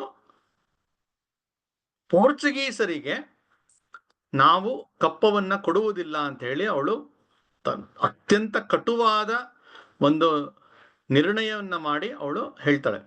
ಅಷ್ಟೇ ಅಲ್ಲ, ಅವ್ರ ಸುತ್ತಮುತ್ತ ಇದ್ದಂತ ಅನೇಕ ಸಣ್ಣ ಪುಟ್ಟ ಸಂಸ್ಥಾನಗಳಿಗೂ ಕೂಡ ಇವಳು ಮಾತಾಡಿಸಿ ನೀವು ಕೊಡಬೇಡಿ ಅಂತೇಳಿ ಅವರ ಮನಸ್ಸನ್ನ ಒಲಿಸಿ ಅವರು ಕೂಡ ನಿಲ್ಲಿಸ್ತಾರೆ. ಈ ಸಮಯದಲ್ಲಿ ಮತ್ತೊಂದು ಅವರ ಕುಟುಂಬದಲ್ಲೇ ನಡೆದಂತ ಒಂದು ವಿಷಯ ಅದನ್ನ ಹೇಳ್ಬೇಕು. ಇವರ ಕುಟುಂಬದಲ್ಲೇ ಒಬ್ಬ ಇರ್ತಾನೆ, ಕಾಮರಾಯ ಅಂತ ಹೇಳಿ. ಅವನು ಸ್ವಲ್ಪ ವಯಸ್ಸಿನ ಚಿಕ್ಕವನೇ, ಆದ್ರೆ ಈ ಹಬ್ಬಕ್ಕನ್ನ ಮದುವೆ ಆಗ್ಬೇಕು ಅಂತ ಆಸೆ ಇರುತ್ತೆ. ಆದ್ರೆ ಅವನ್ಗೆ ಅವಕಾಶ ಸಿಕ್ಕಲ್ಲ. ಹಾಗಾಗಿ ಏನೋ ಒಂದು ದ್ವೇಷ, ಆ ದ್ವೇಷದ ಪರಿಣಾಮ ಎಂತ ಒಂದು ಸ್ಥಿತಿಗೆ ಹೋಗ್ತಾರೆ ಕೆಲವರು ಅಂದ್ರೆ, ಈಗ ನಾವು ನೋಡ್ತಾ ಇವಿ ಕೆಲವರು, ಈಗ ಯಾವ್ದೋ ಒಂದು ಸರ್ಕಾರ ಆಳ್ವಿಕೆ ಮಾಡ್ತಾ ಇದೆ, ಇವ್ರಿಗೆ ಅದು ಒಪ್ಪಿಗೆ ಇಲ್ಲ, ಅದನ್ನ ವಿರೋಧ ಮಾಡುವ ಭರದಲ್ಲಿ ದೇಶವನ್ನೇ ವಿರೋಧ ಮಾಡ್ತಾ ಇಲ್ವಾ? ಈಗ ಇತ್ತೀಚೆಗೆ ಕುಂಭಮೇಳ ನಡೆದಾಗ, ಕುಂಭಮೇಳ ಯಾವ ರಾಜ್ಯದಲ್ಲಿ ನಡೀತಾ ಇದೆ, ಅಲ್ಲಿ ಯಾವ ಪಕ್ಷ ಆಳ್ವಿಕೆ ಇದೆ, ಇವ್ರಿಗದು ಇಷ್ಟ ಇಲ್ದಿರ್ಬೋದು, ಆದ್ರೆ ಅದನ್ನ ವಿರೋಧ ಮಾಡುವ ಭರದಲ್ಲಿ ಹಿಂದೂ ಧರ್ಮವನ್ನೇ, ಸನಾತನ ಧರ್ಮವನ್ನೇ ಕೀಳಾಗಿ ಮಾತನಾಡ್ತಕ್ಕಂಥ ವ್ಯಕ್ತಿಗಳನ್ನ ನೋಡ್ತೀವಲ್ಲ. ಪ್ರಾಯಶಃ ನಮ್ಮ ದೇಶದಲ್ಲಿ ಎಲ್ಲಾ ಕಾಲಕ್ಕೂ ಈ ತರ ದೇಶದ್ರೋಹಿಗಳು ಇದ್ದೇ ಇರ್ತಾರೆ. ಆ ರೀತಿಯ ಒಬ್ಬ ದೇಶದ್ರೋಹಿಯಾಗಿ ಇವನು ಪರಿವರ್ತನೆ ಆಗ್ತಾನೆ, ಈ ಕಾಮರಾಯ. ಅವನು ಈ ಹಬ್ಬಕ್ಕ ಸುತ್ತಮುತ್ತಲಿನ ಎಲ್ಲ ಸಂಸ್ಥಾನಗಳಿಗೆ ನೀವು ಕಪ್ಪ ಕೊಡಬೇಡಿ ಅಂತ ಹೇಳಿ ಏನು ಒಪ್ಸಿದ್ಲು, ಅದರ ವಿರುದ್ಧ ಅವರೆಲ್ರಿಗೂ ಹೋಗಿ ಒಂದು ಸುಳ್ಳು ಸುದ್ದಿಯನ್ನು ಹರಡ್ತಾನೆ. ಈ ತರ ನಿಮ್ಮೆಲ್ಲರ ಬಗ್ಗೆ ನಾನು ಪೋರ್ಚುಗೀಸರಿಗೆ ಹೋಗಿ ವಿಷಯ ತಿಳಿಸ್ತೀನಿ, ಅವ್ರು ಬಂದು ನಿಮ್ಮನ್ನು ಆಕ್ರಮಣ ಮಾಡ್ತಾರೆ ಅಂತ ಹೇಳಿ ಸುಮ್ಮನೆ ಸುಳ್ಳನ್ನ ಹರಡ್ತಾನೆ. ಈ ರೀತಿ ಒಂದು ರೀತಿಯ ಒಂದು ರಾಜ್ಯ ವಿರೋಧಿ ಚಟುವಟಿಕೆಗಳೇ ಮಾಡ್ತಾ ಇರ್ತಾನೆ. ಆದ್ರೆ ದುರ್ದೈವದಿಂದ ಯಾಕೋ ಇವರು ಅವನ್ನ ಕ್ಷಮಿಸ್ತಾನೆ ಇರ್ತಾರೆ, ಅವನ್ಗೆ ಏನು ಶಿಕ್ಷೆ ಕೊಡೋದೇ ಇಲ್ಲ. ಆ ಸುತ್ತಮುತ್ತ ಇದ್ದಂತ ಎಲ್ಲ ಸಂಸ್ಥಾನಗಳು ಹೆದರ್ಕೊಂಡು ಮತ್ತೆ ಕಪ್ಪ ಕೊಡೋಕ್ಷ ಮಾಡ್ತಾರೆ. ಕಡೆಗೆ ಉಳಿದಿದ್ದು ಈಕೆ ಮಾತ್ರ. ಪೋರ್ಚುಗೀಸರಿಗೆ ಕಣ್ಣಿಗೆ ಈಕೆ ಬೀಳ್ತಾರೆ. ಅವರು ಗೋವಾದಿಂದ ಒಂದು 20 ಹಡಗುಗಳಲ್ಲಿ ಕಳಿಸ್ಕೊಡ್ತಾರೆ, ಒಬ್ಬನ್ನ ಅಡ್ಮಿರಲ್ ನಿಶ್ಚಯ ಮಾಡಿ ಹೋಗಿ ಅಲ್ಲಿರ್ತಕ್ಕಂಥ ಯಾರೋ ರಾಜ್ಯ ಕಪ್ಪ ಕೊಡ್ತಾ ಇಲ್ಲ ಅವ್ರನ್ನ ಎದುರಿಸಿ ಅಂತ. ಇಲ್ಲಿ ಅವರು ಬರ್ತಾರೆ. ಸ್ವಲ್ಪ ನಮ್ಮ ಏನು ಯುದ್ಧದ ಶಸ್ತ್ರಾಸ್ತ್ರಗಳಿಗೆ ಹೋಲಿಸಿದ್ರೆ ಪೋರ್ಚುಗೀಸರು ಸ್ವಲ್ಪ ಆಧುನಿಕವಾಗಿರುತ್ತೆ. ಮತ್ತಷ್ಟು ಸಬಲವಾಗಿರುತ್ತೆ. 20 ಹಡಗಿನಲ್ಲಿ ಯುದ್ಧ ನೌಕೆಯನ್ನ ತಗೊಂಡ್ ಬರ್ತಾರ ಅವರು. ತಗೊಂಡ್ ಬಂದ್ರೆ ಈ ಒಂದು ರಾಜ್ಯ ಇದು ಎಷ್ಟು ಚಿಕ್ಕದಾಗಿದೆ, ಇವ್ರ ಸಾಮರ್ಥ್ಯನೂ ಕಡಿಮೆ, ಆದ್ರೆ ಯಾವ ರೀತಿಯ ಒಂದು ಹೋರಾಟ ಮಾಡ್ತಾರೆ ಅಂತ ಹೇಳಿದ್ರೆ, ಆವತ್ತು ಏನೇನೋ ಅವೈಲೇಬಲ್ ಇತ್ತು ಅದನ್ನೇ ಉಪಯೋಗಿಸಿ. ಇವತ್ತಿನ ತರ ಗನ್ ಇರ್ಲಿಲ್ಲ ಅಥವಾ ಮುಂದೆ ಬಂದಂತ ತೋಪು ಇರ್ಲಿಲ್ಲ. ಇವ್ರ ಹತ್ರ ಇದ್ದಿದ್ದೇನು ಅಂದ್ರೆ ಬಿಲ್ಲು ಬಾಣ, ಕತ್ತಿ, ಜೊತೆಗೆ ಅಲ್ಲೇ ಸ್ಥಳೀಯವಾಗಿ ಏನಾರು ಐಡಿಯಾ ಮಾಡಿ ಅವರು ಯುದ್ಧ ಮಾಡ್ತಾ ಇರ್ತಾರೆ. ಹಾಗಾಗಿ ಏನು ಗೆರಿಲ್ಲಾ ತಂತ್ರ ಇದೆಯಲ್ಲ ಅದನ್ನ ಬಳಸ್ತಾ ಇರ್ತಾರೆ. ಅಂದ್ರೆ ಅಡಗಿ ಕೂತಿರ್ತಾರೆ, ಸರ್ಪ್ರೈಸ್ ಅಟ್ಯಾಕ್. ಅವರು ಇಲ್ಲಿಂದ ಬರ್ಬೋದು ಅಂತ ಅನ್ಕೊಂಡೇ ಇರಲ್ಲ, ಅಂತ ದಿಕ್ಕಿನಿಂದ ಬಂದು ಅವ್ರಿಗೆ ಅಟ್ಯಾಕ್ ಮಾಡುವಂಥದ್ದು. ಈ ರೀತಿಯ ಯುದ್ಧವನ್ನ ಮಾಡ್ತಾ ಮಾಡ್ತಾ ಯಾವ ರೀತಿಯ ಪ್ರತಿರೋಧ ಕೊಡ್ತಾರೆ ಅಂತ ಹೇಳಿದ್ರೆ, ಆ ಬಂದಂತ ಅಷ್ಟು ಹಡಗುಗಳನ್ನ ಬೆಂಕಿ ಹಾಕ್ಬಿಡ್ತಾರೆ. ಹೇಗೆ ಹಾಕಿದ್ರು ಅಂತೇಳಿ ಪೋರ್ಚುಗೀಸರ ಒಂದು ದಾಖಲೆಗಳಲ್ಲಿ ಬರೆದಿದ್ದಾರೆ. ಆಗ ನಮ್ಗೆ ಗೊತ್ತಿದೆ, ಈ ಕರಾವಳಿ ಪ್ರದೇಶದಲ್ಲಿ ತುಂಬಾ ಈ ತೆಂಗಿನಕಾಯಿ ಸಿಗುತ್ತೆ, ಅದರ ಚಿಪ್ಪು ಸಿಗುತ್ತೆ. ಆ ಚಿಪ್ಪಿನಲ್ಲಿ ಮದ್ದುಗಳನ್ನು ಹಾಕಿ ಬೆಂಕಿ ಹಾಕಿ ಒಟ್ಟೊಟ್ಟಿಗೆ ನೂರಾರು ಆ ರೀತಿಯ ತೆಂಗಿನ ಚಿಪ್ಪಿನಲ್ಲಿರ್ತಕ್ಕಂಥ ಕ್ರೂಡ್ ಬಾಂಬ್ ಇದನ್ನ ಹಾಕಿ ಆ ಹಡಗುಗಳನ್ನೇ ಬೆಂಕಿ ಹಚ್ಬಿಡ್ತಾರೆ. ಅಲ್ಲಿ ಗೋವಾದಲ್ಲಿ ಸುದ್ದಿ ಹೋಗುತ್ತೆ, ಅವ್ರು ಕಳಿಸಿದಂತ ಅಷ್ಟೂ ಹಡಗುಗಳು ಸುಟ್ಟು ಬೂದಿ ಆಗೋಯ್ತು ಅಂತ. ಅವ್ರು ಕಳಿಸಿದಂತ ಆ ಸೇನಾ ನಾಯಕ ಕೂಡ ಅದ್ರಲ್ಲಿ ಹತನಾಗಿರ್ತಾನೆ. ಆಗ ಅವ್ರಿಗೆ ಇದು ಸಾಮಾನ್ಯ ಅಲ್ಲ, ಏನೋ ಇಲ್ಲಿ ತುಂಬಾ ಬಲವಾದಂತ ಶಕ್ತಿ ಇದೆ ಅಂದ್ಬಿಟ್ಟು ಹೇಳಿ ಇನ್ನೂ ದೊಡ್ಡ ಒಂದು ಸೈನ್ಯವನ್ನ ತಗೊಂಡು ಮತ್ತೊಬ್ಬ ಅಡ್ಮಿರಲ್ನ ಮುಂದೆ ಇಟ್ಟು ಕಳಿಸ್ಕೊಡ್ತಾರೆ. ಅವನ ಜೊತೆನೂ ಇದೇ ರೀತಿಯ ಯುದ್ಧ ಆಗತ್ತೆ. ಯುದ್ಧ ಆದಾಗ ಈ ಕಡೆ ಕೂಡ ಸೋಲ್ತಾರೆ. ಆದ್ರೆ ಅವನ್ಗೆ ಯಾವ ರೀತಿ ಒಂದು ಪ್ರತಿರೋಧ ಬರುತ್ತೆ ಅಂದ್ರೆ, ಅವನು ವಾಪಸ್ ಹೋಗಕ್ಕೆ ಬೇರೆ ಜಲಮಾರ್ಗದಲ್ಲಿ ಹೋಗಕ್ಕೆ ಹೆದರಿ ಅವನು ಬೇರೆ ನೆಲ ಮಾರ್ಗದಲ್ಲಿ ಹೋಗುವ ಒಂದು ಹೆದರ್ಕೊಂಡು ಓಡೋಗ್ತಾನೆ. ಅಷ್ಟೊತ್ತಿಗೆ ಅಲ್ಲಿ ಪೋರ್ಚುಗಲ್ನ ಯಾರೊಬ್ಬ ಗವರ್ನರ್ ಆಗಿದ್ದ ಇಲ್ಲಿ ಗೋವಾದಲ್ಲಿ, ಅವನ್ಗೆ ಎಂತ ಮುಖಭಂಗ ಆಗತ್ತೆ ಅಂತ ಹೇಳಿದ್ರೆ, ಅವನು ರಾಜೀನಾಮೆ ಕೊಟ್ಟು ವಾಪಸ್ ತನ್ನ ಪೋರ್ಚುಗಲ್ ಕೊಟ್ಟೋಗ್ತಾನೆ. ಅವರೆಲ್ಲ ಒಂದು ದಾಖಲೆಗಳಲ್ಲಿ, ಪತ್ರ ವ್ಯವಹಾರಗಳಲ್ಲಿ ಮತ್ತೆ ಮತ್ತೆ ಈ ಅಬ್ಬಕ್ಕ ರಾಣಿಯ ಉಲ್ಲೇಖ ಮಾಡ್ತಾರೆ. ಆಕೆ ಏನೋಳು ಮಾಟಗಾರ್ತಿ ಇರ್ಬೋದು ಅಂತ ಈ ರೀತಿ ಎಲ್ಲ ಬರೀತಾರೆ. ಯಾಕೆಂದ್ರೆ ಅಷ್ಟು ಚಿಕ್ಕ ಸಂಸ್ಥಾನ, ಅದು ಹೇಗೆ ಅವ್ರು ಸೋಲ್ಸಕ್ ಸಾಧ್ಯ ಅಂತ. ಅಂದ್ರೆ ಈ ಅಬ್ಬಕ್ಕಾಗೆ ಯಾವುದೇ ಕಾರಣಕ್ಕೂ ನಾವು ಪರಕೀಯರಿಗೆ ತಲೆಬಾಗಬಾರ್ದು, ಪರಕೀಯರ ಜೊತೆ ನಾವು ಸಂಜೌತ ಮಾಡ್ಕೋಬಾರ್ದು, ಹೊಂದಾಣಿಕೆ ಮಾಡ್ಕೊಳ್ಬಾರ್ದು ಅನ್ನುವ ಪ್ರಬಲವಾದಂತ ಸ್ವಾಭಿಮಾನ ಇದ್ದಿದ್ರಿಂದ ಆಕೆ ಜೊತೆಗಾರರಿಗೆ, ಸೈನಿಕರಿಗೆ ಅವಳು ಹುರಿದುಂಬಿಸ್ತಾ ಇರ್ತಾರೆ. ಹಾಗಾಗಿ ಅವರು ವೀರಾವೇಶದಿಂದ ಹೋರಾಟ ಮಾಡಿ ಮತ್ತೆ ಮತ್ತೆ ಈ ಪೋರ್ಚುಗೀಸ್ನ ಸೋಲಿಸ್ತಾ ಹೋಗ್ತಾರೆ. ಈ ಸಮಯದಲ್ಲಿ ಈ ಮಂಗಳೂರಿನ ಒಂದು ಸಣ್ಣ ಹಿನ್ನಡೆ ಆದಾಗ ಅವರು ಗಂಡ ಹೆದರಿ, ಇಲ್ಲ ನಾವು ಕಪ್ಪ ಕೊಡೋಣ ಅಂತ ಹೇಳಿ ಅವನು ನಿರ್ಣಯ ಮಾಡ್ಬಿಡ್ತಾನೆ. ಆಗ ಈಕೆ ಇನಿಮೆ ಅವ್ಳಿಗೆ 2 ರಾಜ್ಯ ಇತ್ತು, ಒಂದು ಮಂಗಳೂರು ಮತ್ತೆ ಪಕ್ಕದ ಉಳ್ಳಾಳ. ಅವಳು ಅಲ್ಲಿಂದ ವಾಪಸ್ ಉಳ್ಳಾಳಕ್ಕೆ ಬಂದ್ಬಿಡ್ತಾಳೆ. ಹೇಳ್ತಾಳೆ, ಯಾವತ್ತು ನೀವು ಆ ಕಪ್ಪ ಕೊಡೋದ ನಿಲ್ಲಿಸಿ ನಮ್ಮ ಸ್ವತಂತ್ರ ಸಂಸ್ಥಾನ ಆಗತ್ತೆ ಆವಾಗ ನಾ ವಾಪಸ್ ಬರ್ತೀನಿ ಅಂತ ಹೇಳಿ ಉಳ್ಳಾಳಕ್ಕೆ ಅವಳು ಬಂದು ನಿಲ್ಲಿಸ್ತಾಳೆ. ಈಗ ಅವಳು ಸುತ್ತಮುತ್ತ ಇರ್ತಕ್ಕಂಥ, ಅಂದ್ರೆ ಈ ಎಲ್ಲಾ ಯುದ್ಧಗಳಲ್ಲಿ ಅವಳು ಮಾಡಿದಂತ ತಂತ್ರಗಳೇನಂದ್ರೆ, ಒಂದು ಆ ಸುತ್ತಮುತ್ತ ಎಲ್ಲಾ ಸಂಸ್ಥಾನಗಳ ಜೊತೆಗೆ ಮತ್ತೆ ಬೇರೆ ಬೇರೆ ವ್ಯಾಪಾರಿಗಳು ಯಾರಿದ್ರು, ಅಂದ್ರೆ ಈ ಪೋರ್ಚುಗೀಸರ ಕಾರಣದಿಂದ ಯಾರ್ಯಾರಿಗೆ ಹೊಡೆತ ಬಿದ್ದಿತ್ತೋ ಆ ಎಲ್ಲರ ಜೊತೆ ಒಂದು ರೀತಿಯ ಸೂತ್ರದ ರೀತಿ ಅವರೆಲ್ಲರನ್ನೂ ಜೋಡಿಸಿರ್ತಾಳೆ. ಅವರೆಲ್ಲರ ಜೊತೆ ಹೊಂದಾಣಿಕೆ ಮಾಡ್ಕೊಳ್ತಾ ಇರ್ತಾಳೆ. ನಮ್ಮ ಶತ್ರು ಇವರು ಹೊರಗಡೆಯಿಂದ ಬಂದಿದ್ದಾರೆ, ಇವೆಲ್ಲ ಸಹಕಾರ ಕೊಡಬೇಕು ಅಂತ ಅವರೆಲ್ರಿಗೂ ಒಂದು ವಿಶ್ವಾಸ ತುಂಬಿಸಿ ಅವ್ರನ್ನ ಯುದ್ಧಕ್ಕೆ ಜೋಡಿಸ್ಕೊಂಡು ಯುದ್ಧ ಮಾಡ್ತಾ ಇರ್ತಾಳೆ. 2 ಬಾರಿ ಮುಖಭಂಗ ಆದಾಗ 3ನೇ ಬಾರಿ ಮತ್ತೊಮ್ಮೆ ಆ ಪೋರ್ಚುಗೀಸರು ಈ ಸಲ ಏನೇ ಮಾಡಿದ್ರು ಆಕೆಯನ್ನು ಸೋಲಿಸ್ಲೇಬೇಕು ಅಂತ ಹೇಳಿ ಮತ್ತೊಮ್ಮೆ ಅವರು ಬರ್ತಾರೆ. ಬಂದಾಗ ಈಕೆ ಅಷ್ಟೊತ್ತಿಗೆ ಉಳ್ಳಾಳದ ಬಂದಿರ್ತಾಳೆ.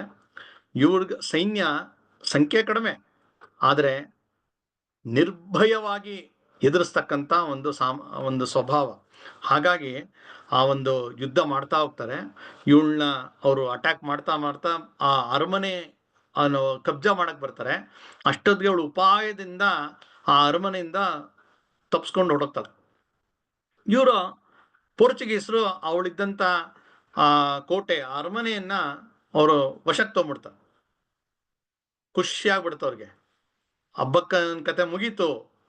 ಹಾಗಾಗಿ ಸೆಲೆಬ್ರೇಷನ್ ಅಂತ ಹೇಳಿ ಎಲ್ಲ ಸೈನಿಕರಿಗೆ ಆವತ್ತು ರಾತ್ರಿ ಆರಾಮಾಗೆ ಚೆನ್ನಾಗಿ ಕುಡಿದು ಮೋಜು ಮಾಡುವಂತ ವಾತಾವರಣದಲ್ಲಿ ಬರ್ತಾರೆ. ಯಾಕೆಂದ್ರೆ ಈ ಹಬ್ಬಕ್ಕನನ್ನ ಸೋಲಿಸ್ಬೇಕು ಅಂತ 10 ವರ್ಷದಿಂದ ಪ್ರಯತ್ನ ಮಾಡ್ತಾ ಇರ್ತಾರೆ. ಅವರೆಲ್ಲ ವ್ಯಾಪಾರಗಳಿಗೆ ಇವಳು ದೊಡ್ಡ ಕಂಟಕ ಆಗಿರ್ತಾಳೆ. ಅವಳನ್ನ ಅನೇಕ ದೊಡ್ಡ ದೊಡ್ಡ ಶೂರರು ವೀರರು ಬಂದು ಸೋಲ್ಸಕ್ಕಾಗದೆ ಓಡೋಗಿರ್ತಾರೆ. ಅಂಥದ್ರಲ್ಲಿ ಈ 3ನೇ ಬಾರಿ ಬಂದಾಗ ನಾವು ಗೆದ್ಬಿಟ್ವಿ ಅಂತ ಭ್ರಮೆಗೆ ಒಳಗಾಗಿ ಗೆದ್ಬಿಟ್ಟಿದೀವಿ ಅಂತ ಹೇಳಿ ಎಲ್ಲ ಸಂಭ್ರಮಾಚರಣೆಯಲ್ಲಿ ಇರ್ತಾರೆ. ರಾತ್ರಿ ಆಗಿದೆ, ಎಲ್ಲ ಅಮಲಲ್ಲಿದ್ದಾರೆ. ಎಲ್ಲೋ ಹೋಗಿದ್ಲು ಗೊತ್ತಿಲ್ಲ ಈ ಹಬ್ಬಕ್ಕ. ಆಕೆ ಬಂದದ್ದನ್ನು ವರ್ಣನೆ ಮಾಡ್ತಾರೆ. ಇವತ್ತಿಗೂ ಆ ಕರಾವಳಿ ಪ್ರದೇಶದ ಜಾನಪದ ಹಾಡುಗಳಲ್ಲಿ, ಲಾವಣಿಗಳಲ್ಲಿ ಅದನ್ನ ವರ್ಣನೆ ಮಾಡ್ತಾರೆ. ಹೇಗೆ ಬಂದ್ಲವಳು ಅವಾಗ ಅಂತ.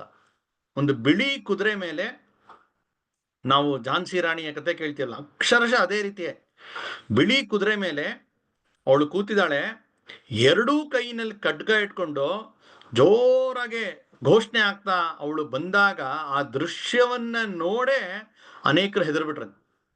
ಜೊತೆಗೆ ಅವಳ ಜೊತೆ ಬಂದಂತ ಆ ಸೈನಿಕರು ಯಾವ ರೀತಿ ಒಂದು ಹುರುಪಿನಿಂದ ನುಗ್ಗಿದ್ರು ಅಂತ ಹೇಳಿದ್ರೆ, ಆ ದೃಶ್ಯವನ್ನ ಇವತ್ತಿಗೂ ಅಲ್ಲಿ ಆ ಅಬ್ಬಕ್ಕ ದೇವಿಯ ಒಂದು ನೆನಪಿಗಾಗಿ ನಡೀತಕ್ಕಂಥ ಉತ್ಸವಗಳಲ್ಲಿ ಅದನ್ನೆಲ್ಲ ನಾಟಕದ ರೀತಿಯಲ್ಲಿ ಬೇರೆ ಬೇರೆ ರೀತಿ ಅದನ್ನು ಪ್ರದರ್ಶನ ಮಾಡ್ತಾರೆ.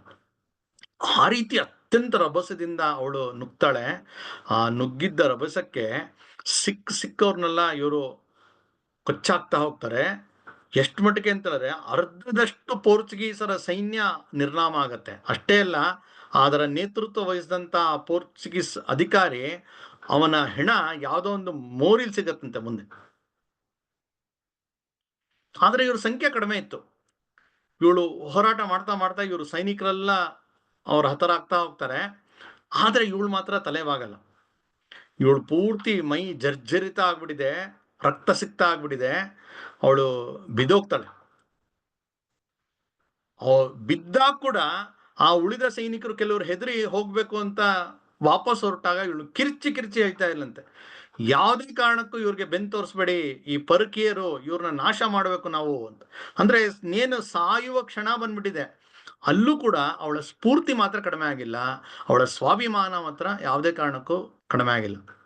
ಆ ಸೈನಿಕರಿಗೆ ಹುರಿದುಂಬಿಸ್ತಾ ಆಕೆ ಕುಗ್ತಾನೆ ಇರ್ತಾಳೆ. ಅವರು ಹೋರಾಟ ಮಾಡ್ತಾರೆ. ಇವಳು ಕೂಡ ಮತ್ತೆ ಇದ್ದು ಕಡೇ ಶಕ್ತಿ ಹಾಕಿ ಪ್ರಯತ್ನ ಮಾಡಿ ಹೋರಾಟ ಮಾಡ್ತವೆ, ತನ್ನ ಬಲಿದಾನ ಆಗತ್ತೆ. ಉಳ್ಳಾಳ ಅನ್ನೋದು ತುಂಬಾ ಚಿಕ್ಕ ಸಂಸ್ಥಾನ, ಇಡೀ ಏನೋ ಒಂದು ರಾಜ್ಯ ಅಲ್ಲ ಅಥವಾ ದೊಡ್ಡ ಸಾಮ್ರಾಜ್ಯ ಏನಲ್ಲ. ಆದರೆ ಆ ಸಂಸ್ಥಾನದ ರಕ್ಷಣೆಗಾಗಿ ಪರಕೀಯರು ವಶಕ್ಕೆ ನಾವು ಹೋಗಬಾರದು, ನಮ್ಮತನವನ್ನ ಬಿಡಬಾರದು ಅನ್ನುವ ಕಾರಣಕ್ಕೋಸ್ಕರ ತನ್ನ ಸಂಪೂರ್ಣ ಶಕ್ತಿಯನ್ನ ಸುರಿದು ಕಡೇ ಉಸಿರಿನ ತನಕ ಆಕೆ ಹೋರಾಟ ಮಾಡಿ ಅವಳು ಬಲಿದಾನ ಆಗ್ತಾಳೆ. ಹಾಗಾಗಿ 500 ವರ್ಷಗಳು ಕಳೆದರೂ ಕೂಡ ಹಬ್ಬಕ್ಕ ಇವತ್ತು ನಮಗೆ ಪ್ರಾತಸ್ಮರಣೀಯಳಾಗಿದ್ದಾಳೆ. ಎಷ್ಟೊಂದು ಜನ ಈ ತರ ಒಂದು ಕಷ್ಟಕರ ಬಂದಾಗ ಆ ಶತ್ರುಗಳ ಜೊತೆ ಕೈ ಜೋಡಿಸಿದವರಿದ್ದಾರೆ. ಆಗಲೇ ಹೇಳಿದಂತೆ ಆ ಕಾಮರಾಯ ಇರುವುದು ಅನೇಕರು ಇದ್ದಾರೆ, ಅಥವಾ ಹೆದರಿ ಸೋಲೊಪ್ದವರಿದ್ದಾರೆ, ನಮ್ಗೆ ಯಾಕಪ್ಪ ಅಂತ ಅನ್ನೋರಿದ್ದಾರೆ. ಆದರೆ ನಮ್ಮತನವನ್ನ ಬಿಡಬಾರ್ದು, ನಮ್ಮ ರಾಜ್ಯವನ್ನ ಬಿಟ್ಕೊಡ್ಬಾರ್ದು. ಯಾರೋ ಹೊರಗಡೆಯಿಂದ ಬಂದ ಶತ್ರುಗೆ ನಾವ್ಯಾಕೆ ನತಮಸ್ತಕರಾಗಬೇಕು ಅಂತ ಜೀವನ ಪೂರ್ತಿ ಹೋರಾಟ ಮಾಡ್ತಾ ತನ್ನ ಸರ್ವಸ್ವವನ್ನು ಸಮರ್ಪಣೆ ಮಾಡ್ಕೊಳ್ತಾಳೆ.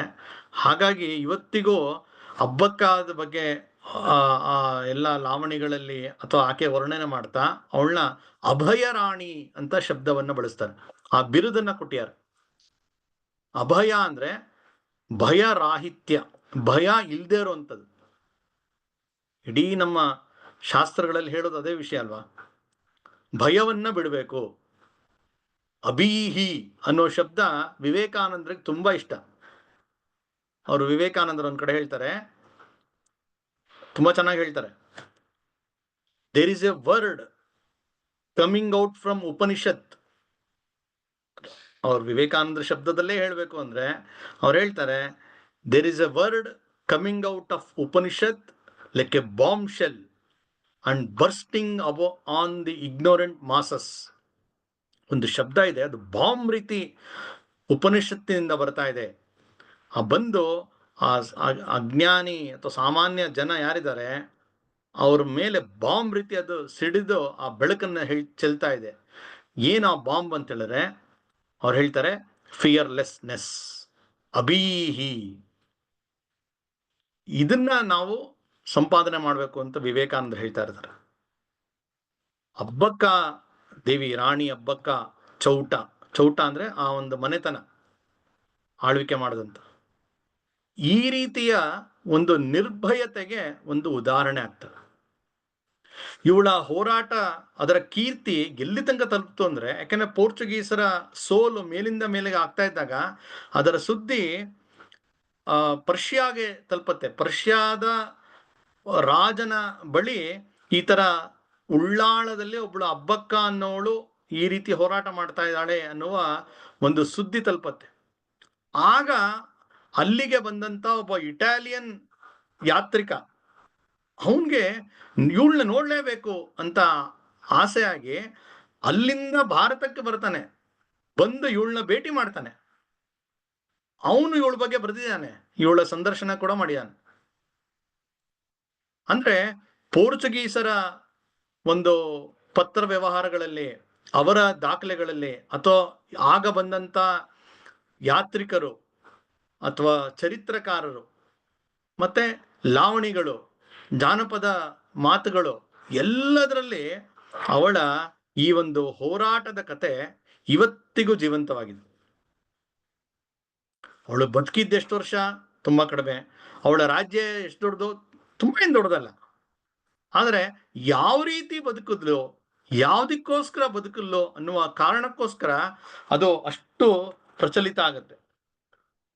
ಅವಳ ಕುರಿತಾಗಿ ಕೆಲವರು ಹೇಳಿದಂತ ಒಂದೆರಡು ವಿಷಯವನ್ನ ಅದೇ ಶಬ್ದಗಳಲ್ಲಿ ಓದ್ತೀನಿ. ಆಕೆ ಬಗ್ಗೆ ಒಬ್ಬ ಪೋರ್ಚುಗೀಸ್ ಇತಿಹಾಸಕಾರ ಗ್ಯಾಸ್ಪರ್ ಕೊರಿಯಾ ಅಂತ, ಅಂದ್ರೆ ಇದೆಲ್ಲ ಪೋರ್ಚುಗಲ್ ಶಬ್ದ, ಅವನು ಹೇಳ್ತಾನೆ, ಅವಳ ಬಗ್ಗೆ ವರ್ಣನೆ ಮಾಡ್ತಾ ಅವಳನ್ನ ಲೆಜೆಂಡ್ಸ್ ಆಫ್ ಇಂಡಿಯಾ ಅನ್ನುವ ಒಂದು ತನ್ನ ಇದರಲ್ಲಿ ಹೇಳ್ತಾನೆ, ಅವಳ tactical brilliance and ability to inspire fierce loyalty among her soldiers. ಅಂದ್ರೆ ಅವಳ ಗುಣ ಏನಂತ ಹೇಳಿದ್ರೆ ಅತ್ಯಂತ ಚಾಣಾಕ್ಷತನದಿಂದ ಹೋರಾಟ ಮಾಡುವ ಜೊತೆಗೆ ತನ್ನ ಜೊತೆಗಾರರಿಗೆ ಇನ್ಸ್ಪೈರ್ ಮಾಡ್ತಕ್ಕಂತ ಒಂದು ಸಾಮರ್ಥ್ಯ ಹೊಂದಿದ್ಲು ಅಂತ. ಮತ್ತೊಬ್ಬ ಪೋರ್ಚುಗೀಸ್ ಹಿಸ್ಟಾರಿಯನ್ ಜಾವ್ ಡೆ ಬರೋಸ್ ಅಂತ ಹೇಳಿ, ಅವನು ಅವಳನ್ನ ಎ ಫಾರ್ಮಿಡಲ್ ನೇವಲ್ ಕಮಾಂಡರ್ ಅಂತ ಬರೀತಾನೆ. ಅಂದ್ರೆ ಅವಳು ಚಿಕ್ಕ ಚಿಕ್ಕ small boats and surprise attacks ಇದು ಮಾಡ್ತಾ ಇದ್ಲವಳು, ಅವಳನ್ನ ಒಂದು ನೌಕಾ ರಾಣಿ ಅಂತ ಹೇಳಿ ಬರೀತಾನೆ. ಮತ್ತೆ ಅವನು ಇನ್ನೊಂದ್ ಕಡೆ ಬರೀತಾನೆ, he described the battle of Ullal as costly and humiliating defeats for the Portuguese ಅಂತ. ಅಂದ್ರೆ ಪೋರ್ಚುಗೀಸರಿಗೆ ತುಂಬಾ ಬೆಲೆ ತೆತ್ತುವ ಒಂದು ಸೋಲು, ಜೊತೆಗೆ ತುಂಬಾ ಅವಮಾನ ಮಾಡಿದಂತ ಸೋಲು ಅಂತ ಕೂಡ ಹೇಳ್ತಾನೆ. ಇನ್ನೊಬ್ಬ ಪೋರ್ಚುಗೀಸ್ ಬರಹಗಾರ ಮತ್ತು ಅವನೊಬ್ಬ ಯಾತ್ರಿಕ ಡ್ಯುಯಾರ್ಟೆ ಬಾರ್ಬೋಸಾ ಅಂತ ಹೇಳಿ, ಅವನು ಈ ಉಳ್ಳಾಲ ಅನ್ನೋದು ಎಷ್ಟು ಚಿಕ್ಕದು ಆದ್ರೂ ಕೂಡ it is A strategic importance ಅಂದ್ಬಿಟ್ಟು ಬರಿತಾ ಇವಳಿಗೆ ಹೇಳ್ತಾನೆ, ಅವನು ಪೈರೇಟ್ ಕ್ವೀನ್ ಅಂತ. ಅಂದ್ರೆ ಇವಳು ಒಂಥರ ದರೋಡೆಕೋರೆ ಇರ್ಬೇಕು ಇವಳು, ಯಾಕೆಂದ್ರೆ her relentless naval raids on Portuguese trade routes, ಪೋರ್ಚುಗೀಸರ ಏನೊಂದು ವ್ಯಾಪಾರ ಮಾರ್ಗ ಇತ್ತೋ ಅಷ್ಟನ್ನು ಅವಳು ಹಾಳು ಮಾಡಿಬಿಟ್ಲು ಅಂತ ಅವನು ಹೇಳ್ತಾನೆ. ಇನ್ನೊಬ್ಬ ಪೋರ್ಚುಗೀಸ್ನ ಮತ್ತೊಬ್ಬ ಅಡ್ಮಿರಲ್ ಆಗಿರ್ತಾನೆ, ಅವನು ಹೇಳ್ತಾನೆ ಡಾಮ್ ಅಲ್ವೋರಾ ಡಾ ಸಿಲ್ವೇರಾ ಅಂತ. ಅವನು ಇವಳನ್ನ ಫಿಯರ್ಲೆಸ್ ಅಂಡ್ ಕನ್ನಿಂಗ್ ಅಡ್ವರ್ಸರಿ, ಭಯನೇ ಗೊತ್ತಿಲ್ಲದೆ ಇರ್ತಕ್ಕಂಥ ಒಬ್ಳು ಅಂತ. ಅವನು ಮುಂದೆ ಹೇಳ್ತಾನೆ, ಪೋರ್ಚುಗೀಸರ ಒಂದು ಅವಮಾನಕರ, ಅವನು ಬರೀತಾನೆ, humiliation face by Portuguese at the hands of women ruler reflecting gender bias of the time. ಅಂದ್ರೆ ಒಂದು ಹೆಣ್ಣು ಕೈಯಲ್ಲಿ ಸೋತೋದ್ವು ಅನ್ನುವ ಒಂದು ಮಾತನ್ನು ಹೇಳ್ತಾನೆ. ಹೀಗೆ ಅಬ್ಬಕ್ಕ ಕುರಿತಾಗಿ ಅವಳ ಶತ್ರುಗಳು ಕೂಡ ಅವಳನ್ನ ವರ್ಣನೆ ಮಾಡ್ಯಾರ. ನೋಡಿ, ನಾವು ಯುರೋಪಿನಿಂದ ಬಂದಂತ ಈ ಎಲ್ಲಾ ವ್ಯಾಪಾರದ ನೆಪಕ್ಕೆ ಬಂದಂತ ಈ ಆಕ್ರಮಣಕಾರರಿದ್ದಾರೆ, ಪೋರ್ಚುಗೀಸರೇ ಮೊದಲು ಬಂದಿದ್ದು. 47ನೇ ಇಸ್ವಿಲಿ ನಮ್ಗೆ ಸ್ವಾತಂತ್ರ್ಯ ಬಂತು, ಆದ್ರೆ ಪೋರ್ಚುಗೀಸರು ಮಾತ್ರ ಗೋವಾ ಬಿಟ್ಟೋಗ್ಲಿಲ್ಲ. ಅವ್ರು ಏನೇನು ಆಕ್ರಮಣ ಮಾಡಿದ್ರೋ, ಗುಜರಾತ್ನಿಂದ ಕೇರಳದ ಕೊಚ್ಚಿ ತನಕ ಒಂದೊಂದೇ ಭೂಭಾಗವನ್ನು ಅವ್ರು ಕಳ್ಕೊಂಡ್ರು. ಕೆಲವು ಡಚ್ಚರ ಜೊತೆ ಯುದ್ಧ ಮಾಡಿ ಕಳ್ಕೊಂಡ್ರು, ಕೆಲವು ಬ್ರಿಟಿಷರ ಹತ್ರ ಕಳ್ಕೊಂಡ್ರು, ಕೆಲವು ಮರಾಠರ ಹತ್ರ ಕಳ್ಕೊಂಡ್ರು. ಒಟ್ಟು ಕಡೆಗೆ ಎಲ್ಲ ಕಳ್ಕೊಂಡು ಗೋವಾ ಮಾತ್ರ ಉಳಿದಿತ್ತು. ಆ ಗೋವಾನ ಬಿಟ್ಟು ಹೋಗ್ಲೇ ಇಲ್ಲ ಅವರು. 47ನೇ ಇಸ್ವಿ ಸ್ವಾತಂತ್ರ್ಯ ಬಂದ್ರು ಕೂಡ ಗೋವಾ ಪೋರ್ಚುಗೀಸರಿಂದ ವಿಮುಕ್ತಿ ಆಗಿರಲಿಲ್ಲ. ಕಡೆಗೆ 61ನೇ ಇಸ್ವಿಯಲ್ಲಿ ಅವ್ರನ್ನ ಇಲ್ಲಿಂದ ಹೊರಗೆ ಓಡಿಸ್ಬೇಕಾಗಿ ಬಂತು. ಹೀಗೆ ಈ ಯುರೋಪ್ನಿಂದ ಬಂದಂತ ಇವರೆಲ್ಲರೂ ಸಮುದ್ರ ಮಾರ್ಗವಾಗಿ ಬರ್ತಾರೆ. ಆದ್ರೆ ಭಾರತದಲ್ಲಿ ಸಮುದ್ರ ಮಾರ್ಗಕ್ಕೆ ಅಥವಾ ಈ ನೌಕಾ ಸೇನೆಗೆ ಅಷ್ಟು ಮಹತ್ವ ಇರಲಿಲ್ಲ. ವ್ಯಾಪಾರಕ್ಕೋಸ್ಕರ ಓಡಾಡ್ತಾ ಇದ್ರು, ಸಾವಿರಾರು ಜನ ವ್ಯಾಪಾರಿಗಳು ಓಡಾಡ್ತಾ ಇದ್ರು ಸಮುದ್ರ ಮಾರ್ಗದಲ್ಲಿ. ಆದರೆ ಸಮುದ್ರ ಮಾರ್ಗದಿಂದ ಈ ರೀತಿ ಶತ್ರುಗಳು ಬರಬಹುದು ಅನ್ನುವ ಊಹೆನೂ ಇರಲಿಲ್ಲ. ಈ ಪೋರ್ಚುಗೀಸರ ನಂತರ ಅದ್ರ ಬಗ್ಗೆ ನಮಗೆ ಸ್ವಲ್ಪ ಆ ಬಿಸಿ ಮುಟ್ತಾ ಹೋಗ್ತಾ ಇತ್ತು. ಅದಕ್ಕೆ ಮೊದಲು ಈ ತರ ಯುರೋಪ್ನಿಂದ ಬಂದಂತ ಪರಕೀಯರಿಗೆ ಅತ್ಯಂತ ಪ್ರಬಲವಾದಂತಹ ಹೊಡೆದ ಕೊಟ್ಟವಳು ರಾಣಿ ಅಬ್ಬಕ್ಕ. ಇದಾದ ನಂತರ ಇನ್ನೂ ಅನೇಕರ ಹೋರಾಟ ನಡೆಯುತ್ತೆ. ಮುಂದೆ ಬಂದ ಶಿವಾಜಿ ಯೋಚನೆ ಮಾಡ್ತಾನೆ, ಇದಕ್ಕೇನಾರು ಒಂದು ತಡೆ ಕೊಡ್ಲೇಬೇಕು ಅನ್ನೋ ಕಾರಣಕ್ಕೋಸ್ಕರ ಶಿವಾಜಿ ಕಾಲದಲ್ಲಿ ನಮ್ಮ ನೌಕಾ ಸೇನೆಯನ್ನ ಒಂದು ಪ್ರಬಲಗೊಳಿಸ್ತಕ್ಕಂಥ ಪ್ರಯತ್ನ ಮಾಡ್ತಾನೆ. ಒಬ್ಬ ಸೇನಾಧಿಪತಿಯನ್ನೇ ಅದಕ್ಕೆ ನಿಯುಕ್ತಿ ಮಾಡ್ತಾನೆ ಶಿವಾಜಿ. ಮಾಡಿ ಆ ಸಮುದ್ರದ ಮಧ್ಯೆಯಲ್ಲಿ ಕೋಟೆಗಳನ್ನ ಕಟ್ತಾನೆ. ಸಿಂಧುದುರ್ಗ, ವಿಜಯದುರ್ಗಗಳೆಲ್ಲ ಕಟ್ಟಿ ಮುಂದಿನ ದಿನಗಳಲ್ಲಿ ನೌಕೆ ಅನ್ನೋದು ಅಥವಾ ನೌಕಾಶಕ್ತಿ ಅನ್ನೋದು ಎಷ್ಟು ಮುಖ್ಯ ಅನ್ನೋದನ್ನ ಈ ಪ್ರಾಯಶಃ ಅಬ್ಬಕ್ಕನಿಂದ ಶಿವಾಜಿಗೆ ಪ್ರೇರಣೆ ಬಂದಿರಬಹುದು. ಇವತ್ತಿಗೆ ಒಂದು ಸ್ಟ್ರಾಟಜಿಸ್ಟು, ಜಿಯೋಪೊಲಿಟಿಕಲ್ ಎಕ್ಸ್ಪರ್ಟ್ ಏನ್ ಹೇಳ್ತಾರೆ ಅಂತ ಹೇಳಿದ್ರೆ, ಅವಾಗಿಂದನೂ ಸತ್ಯ, ಇವತ್ತಿಗೂ ಸತ್ಯ. ಏನಂದ್ರೆ, ಯಾರು ಸಮುದ್ರವನ್ನ ಆಳ್ತಾರೆ ಅವ್ರು ಜಗತ್ತನ್ನ ಆಳ್ತಾರೆ. One who rules the seas will rule the world ಅಂತ. ಅಷ್ಟು ಮುಖ್ಯ ಅದು. ಅಂತಹ ಒಂದು ಸ್ಟ್ರಾಟಜಿಕ್ ಇಂಪಾರ್ಟೆಂಟ್ ಆಗಿರ್ತಕ್ಕಂತಹ ಆ ಭೂಪ್ರದೇಶವನ್ನ ಅದರ ರಕ್ಷಣೆಗಾಗಿ ಹೋರಾಟ ಮಾಡಿದಂತಹ ರಾಣಿ ಅಬ್ಬಕ್ಕ ಚೌಟ, ಆಕೆಯ ಜನನ ಆಗಿ ಮೊನ್ನೆ 4ನೇ ತಾರೀಕು, ಮಾರ್ಚ್ 4ನೇ ತಾರೀಕಿಗೆ 500 ವರ್ಷ ಆಗತ್ತೆ. ಅಂದ್ರೆ 5 ಶತಮಾನಗಳ ಕಾಲ ಆಕೆ ಇವತ್ತಿನ ಒಂದು ಜನಮಾನಸದಲ್ಲಿ ಜೀವಂತವಾಗಿದ್ದಾಳೆ ಅಂತ ಹೇಳಿದ್ರೆ ಅವಳ ಬದುಕು ಎಷ್ಟು ಒಂದು ಪ್ರೇರಣಾದಾಯಕವಾಗಿತ್ತು, ಎಷ್ಟು ಒಂದು ಮೌಲ್ಯಕ್ಕಾಗಿ ಬದುಕಿದ್ಲು ಅಂತ ನಮಗೆ ಇದರಿಂದ ಗೊತ್ತಾಗುತ್ತೆ ಅಂತ ಹೇಳ್ತಾ ಇವತ್ತಿನ ಈ ಕಥನವನ್ನ ಮುಕ್ತಾಯ ಮಾಡ್ತಾ ಇದೀನಿ. ನಮಸ್ಕಾರ.